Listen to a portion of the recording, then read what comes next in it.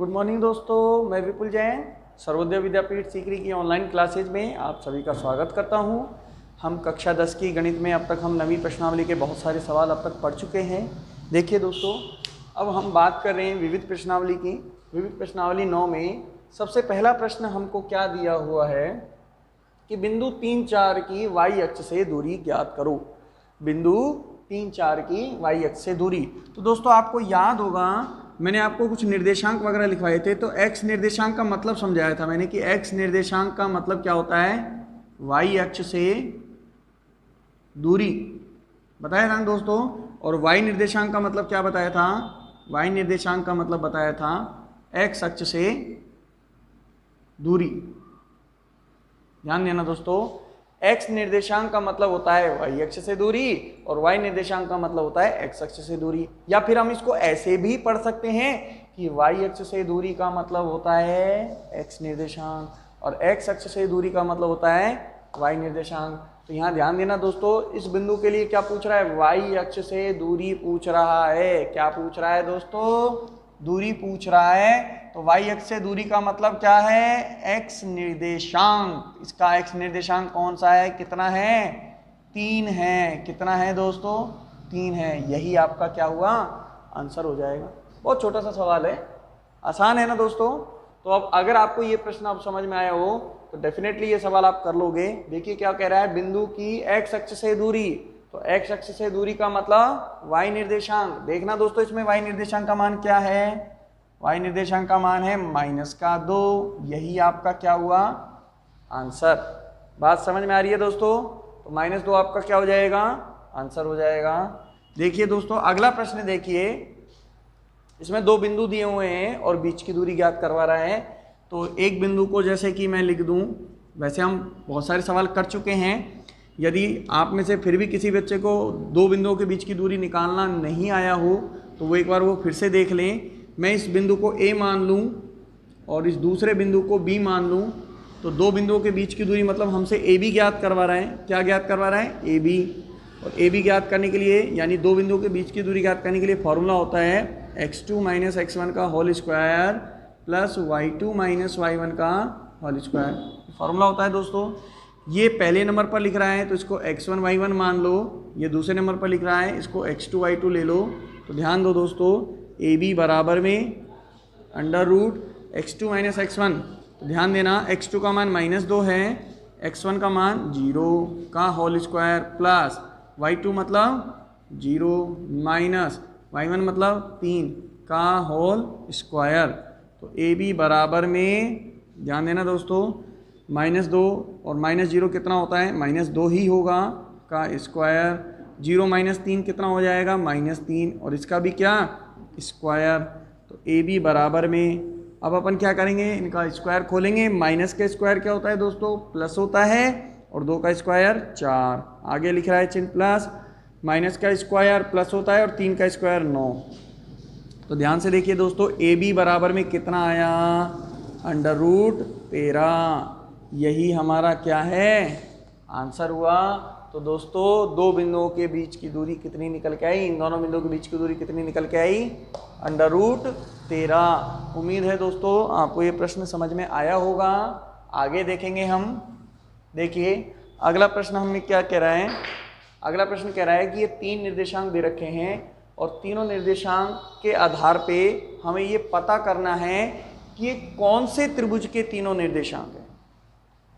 कैसे पता करेंगे दोस्तों, इसके लिए हमें क्या करना पड़ेगा, इन तीनों बिंदुओं के बीच की दूरी ज्ञात करेंगे। क्या करेंगे हम, तीनों बिंदुओं के बीच की दूरी ज्ञात करेंगे।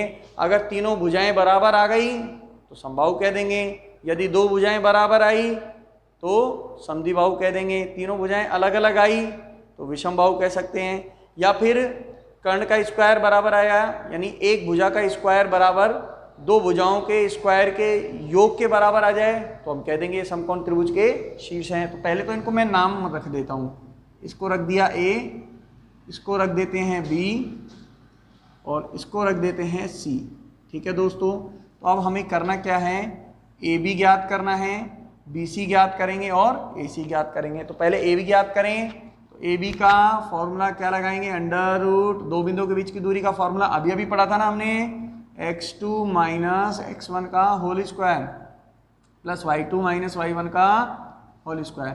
तो दोस्तों a पहले नंबर पर है तो x1 y1 ले लो, b दूसरे नंबर पर है इसे x2 y2 ले लो। अब इसमें मान रखें हम, देखिए x2 माइनस x1 मतलब 2 माइनस, ये माइनस का 2 है तो प्लस हो जाएगा ना, माइनस माइनस प्लस हो जाएगा का होल स्क्वायर प्लस y2 मतलब माइनस 2 माइनस y1 मतलब माइनस 1 का होल स्क्वायर। सॉल्व करें इसे, 2 और 2 4 का स्क्वायर और माइनस का 2 माइनस का 1 माइनस का 3 और इसका क्या करना है स्क्वायर। अब इसे खोलेंगे, 4 का स्क्वायर होता है 16, माइनस का स्क्वायर प्लस और 3 का स्क्वायर 9। तो ध्यान देना दोस्तों, अंडर रूट कितना आया 25 और अंडर रूट 25 का मान होता है 5। तो ए बी का मान कितना निकल के आया दोस्तों 5 निकल के आया। इसको समीकरण नंबर 1। अब निकालेंगे हम बी सी। क्या निकालेंगे दोस्तों बी सी निकालेंगे। बी सी में सूत्र यही लगाना है हमें, x2 माइनस x1 का whole square plus y2 minus y1 का होल स्क्वायर। तो दोस्तों ध्यान देना, अब ध्यान देना, b पहले नंबर पर लिख रहा है तो इसको x1 y1 मान लो, c दूसरे नंबर पर लिख रहा है तो इसको x2 y2 मान लो। तो ध्यान से देखिए, x2 माइनस x1 मतलब 5 माइनस 2 का whole square plus y2 minus y1 मतलब 2 आगे माइनस और यहाँ पे भी माइनस है तो माइनस इंटू माइनस क्या हो जाएगा प्लस का होल स्क्वायर। बस अब इसे सॉल्व करें, 5 में से 2 गया 3 का स्क्वायर, 2 और 2 4, तो इसका भी क्या करना है स्क्वायर। तो आप देखिए 3 का स्क्वायर कितना होता है 9 और 4 का स्क्वायर 16, कितना आया अंडर रूट 25 और अंडर रूट 25 का मान 5। तो बी सी का मान कितना आ गया दोस्तों 5 आ गया ना, बी सी का मान भी 5 आ गया। आगे देखिए, अब हम निकालेंगे ए सी। क्या निकालेंगे ए सी। ए बी निकाल लिया, बी सी निकाल लिया, अब हम ए सी निकालेंगे। दो बिंदुओं के बीच की दूरी का सूत्र लगा देंगे, x2 माइनस x1 का whole square plus y2 minus y1 का होल स्क्वायर। दोस्तों देखिए ए पहले नंबर पर है तो ए को x1 y1 ले लेंगे और c दूसरे नंबर पर है तो c को x2 y2 ले लेंगे। अब ध्यान देना, इसमें मान रख रहे हैं अपन, देखिए x2 माइनस x1 मतलब 5 माइनस और आगे भी माइनस लिख रहा है ना तो माइनस माइनस क्या हो जाएगा प्लस का whole square. y2 minus y1 मतलब 2 माइनस 1 का होल स्क्वायर। ध्यान देना दोस्तों, 2 माइनस 1 का होल स्क्वायर। ए सी बराबर में कितना आया, इसको समीकरण नंबर 2 डाल देना दोस्तों।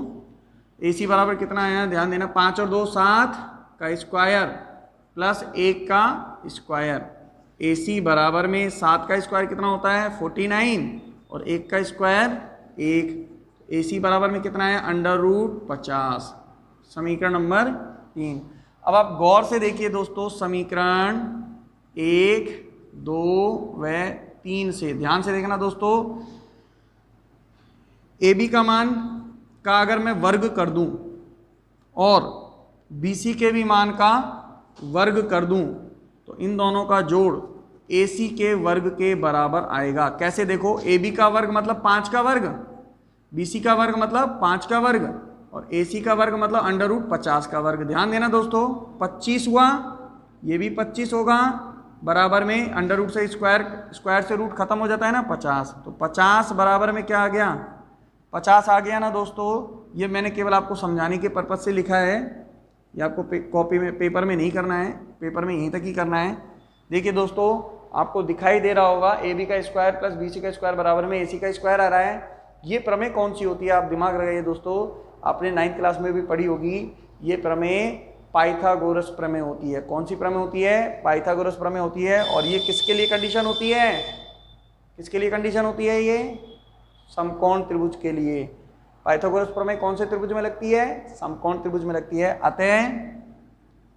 अतः क्या पता चला हमें, कौन से त्रिभुज का शीर्ष है, दिए गए तीनों बिंदु, दिए गए तीनों शीर्ष समकोण त्रिभुज के शीर्ष हैं। कौन से त्रिभुज के शीर्ष हैं, समकोण त्रिभुज के शीर्ष हैं। उम्मीद है दोस्तों आपको ये समझ में आया होगा। तो आपको ये तीनों प्रश्न, चारों प्रश्न समझ में आ गए दोस्तों।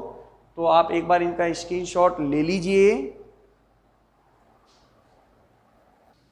देखिए दोस्तों, अगला प्रश्न देखिए, आपका क्वेश्चन नंबर 7 दिया हुआ है कि इन दोनों बिंदुओं को मिलाने वाले रेखाखंड को बिंदु P जो है वो 2:3 में अंतः विभाजित करता है, तो P का निर्देशांक ज्ञात करो। बहुत ही सरल सा प्रश्न है दोस्तों। देखिए मैं एक बार चित्र बना के समझाता हूँ आपको। क्या कह रहा है, जैसे A बिंदु ले लिया और दूसरा बिंदु मैंने B ले लिया, ठीक है दोस्तों। बिंदु A का निर्देशांक 5 0 ले लिया और बिंदु B का निर्देशांक 0 4 ले लिया। तो अब ये कह रहा है कि कोई बिंदु P है, इन दोनों को मिलाने वाला रेखाखंड AB हो गया। अब कोई तीसरा बिंदु P है और ये P क्या कर रहा है, इस रेखा AB को 2:3 में अंतः विभाजित कर रहा है। माना P का निर्देशांक XY, तो हमें क्या करना है, बिंदु P के निर्देशांक ज्ञात करने हैं। तो दोस्तों अंतः विभाजन वाला फॉर्मूला लगेगा ना, x बराबर क्या होता है, mx2 plus nx1 upon m plus n होता है ना। तो m का मान कितना है 2, x2 का मान 0 प्लस n का मान 3, x1 का मान 5 बटे m प्लस n मतलब 2 प्लस 3। x बराबर 2 गुणा 0 0, 3 पंजे 15 बटे में 5। 0 प्लस 15 कितना होता है दोस्तों, 15 बटे में 5। तो x बराबर में कितना आया 3। तो x का मान आ गया दोस्तों। अब हम y वाला सूत्र लगाएंगे, y बराबर my2 plus ny1 upon m plus n। तो y बराबर में m का मान 2, y2 का मान 4 प्लस n का मान 3, y1 का मान 0 बटे में 2 प्लस 3। y बराबर में 2 चौक 8 प्लस 0 बटे में 5। तो y बराबर 8 बटे 5। तो दोस्तों x और y के मान आ गए, तो आंसर क्या आएगा, इसीलिए बिंदु P का निर्देशांक क्या आया 3 और 8 बटे 5। ये आपका 7वां क्वेश्चन हो गया। तो दोस्तों उम्मीद है आज आपको ये प्रश्न समझ में आया होगा। तो दोस्तों आज के लिए हम इतना ही ले रहे हैं, आगे के प्रश्न हमें कल करेंगे। तो आज के लिए दोस्तों धन्यवाद।